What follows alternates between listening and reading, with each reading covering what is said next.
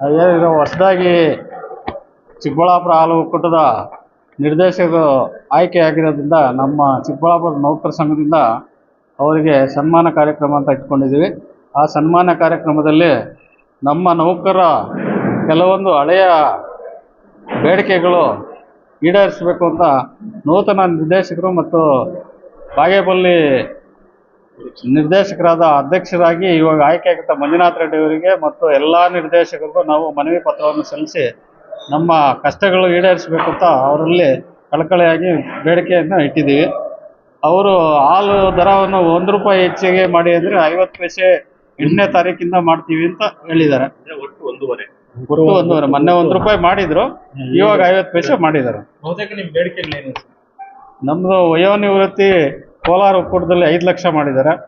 ಇವಾಗ ನಮ್ಮ ಒಕ್ಕೂಟದಲ್ಲಿ ಹೊಸದಾಗಿ 5 ಲಕ್ಷ ಮಾಡಬೇಕು ಅಂತ. ಮತ್ತು BMC ನಿರ್ವಹಣಾ ವೆಚ್ಚ 3,300 ಇದೆ, ಅದನ್ನು 6,000 ಮಾಡಬೇಕು ಅಂತ. ಮತ್ತು ವೇತನ ಪರಿಷ್ಕರಣೆ ಸುಮಾರು ವರ್ಷಗಳಿಂದ ವೇತನ ಪರಿಷ್ಕರಣೆ ಮಾಡಿಲ್ಲ, ಅದನ್ನು ವೇತನ ಪರಿಷ್ಕರಣೆ ಮಾಡಿ ಎಲ್ಲ ಸಿಬ್ಬಂದಿಗೆ ಅನುಕೂಲ ಮಾಡಿಕೊಡ್ಬೇಕು ಅಂತ. ಮತ್ತು ಪ್ರೋತ್ಸಾಹಧನ 30 ಪೈಸೆ ಸಂಘದ ಸಿಬ್ಬಂದಿಗೆ 30 ಪೈಸೆ ಪ್ರೋತ್ಸಾಹಧನ ಕೊಡ್ತಾ ಇದ್ದಾರೆ, ಅದನ್ನು 60 ಪೈಸೆ ಮಾಡಿ ಅಂತ. ಸಂಘಗಳ ನಿರ್ವಹಣೆ ವೆಚ್ಚಕ್ಕಾಗಿ 9 ಪೈಸೆ.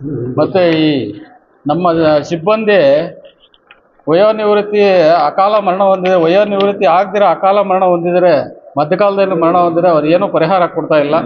ಅದನ್ನು ನಾನು ವಯೋನಿವೃತ್ತಿ ಜ್ಯೇಷ್ಠತೆ ಆಧಾರ ಮೇಲೆ 5-10 ವರ್ಷ ಕೆಲಸ ಮಾಡಿ ಅವರು ಅಕಾಲ ಮರಣ ಹೊಂದಿದರೆ ಅವ್ರಿಗೂ ಕೂಡ ಇದು ಕೊಡಬೇಕು ಅಂತ ಮನವಿ ಕೊಟ್ಟಿದ್ವಿ.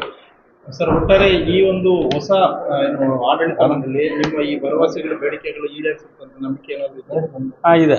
ನಮ್ಮ ಎಲ್ಲ ನಿರ್ದೇಶಕರು ಉತ್ಸಾಹದಿಂದ ಇದ್ದಾರೆ, ಕಾರ್ಯದರ್ಶಿಗಳು ಮತ್ತು ಎಲ್ಲ ಇವರಲ್ಲೂ ಉತ್ಸಾಹದಿಂದ ಇದ್ದಾರೆ. ಬೇಡಿಕೆ ಈಡೇರಿಸ್ತಾರೆ ಅಂತ ನಮಗೂ ಒಂದು ವಿಶ್ವಾಸ ಇದೆ.